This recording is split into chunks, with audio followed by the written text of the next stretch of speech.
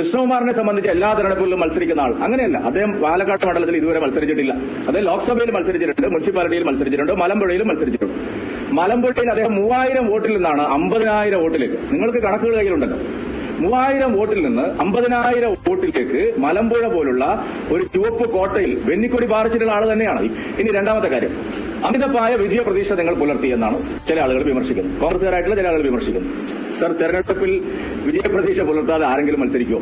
ഗോവിന്ദൻ എന്താ പറഞ്ഞത്? സരീൻ അവിടെ ഉജ്ജ്വലമായിട്ടും 1ാം സ്ഥാനത്ത് വരുന്നല്ലേ? മത്സരിക്കുന്ന എല്ലാ മുന്നണികളും അങ്ങനെ തന്നെയല്ലേ പറയുന്നത്. രമ്യ ഹരിദാസ് ചേലക്കരയിൽ എന്താണ് പറഞ്ഞത്? ഞങ്ങളുടെ നവ്യ ഹരിദാസ് വയനാട്ടിൽ ജയിക്കില്ലെന്ന് പറഞ്ഞു, ജയിക്കുന്നതല്ലേ പറഞ്ഞു. അപ്പൊ ഇത്തരത്തിലുള്ള ആരോപണങ്ങളെല്ലാം ചില കേന്ദ്രങ്ങൾ മനഃപൂർവ്വമായിട്ട് കോൺഗ്രസ് നടത്തുന്ന ഒരു പ്രചാരവേലയാണ്. ആ പ്രചാരവേല മാധ്യമങ്ങളിൽ പിടിക്കുകയാണ്. നിങ്ങൾക്ക് എന്ത് കിട്ടിയെന്നാണ് വിചാരിക്കുന്നത്? നിങ്ങൾ 2021 ഇത് തന്നെയാണ് ചെയ്തത്. തെരഞ്ഞെടുപ്പിന്റെ ആദ്യ ഘട്ടം മുതൽ നിങ്ങൾ പരിശോധിച്ചു.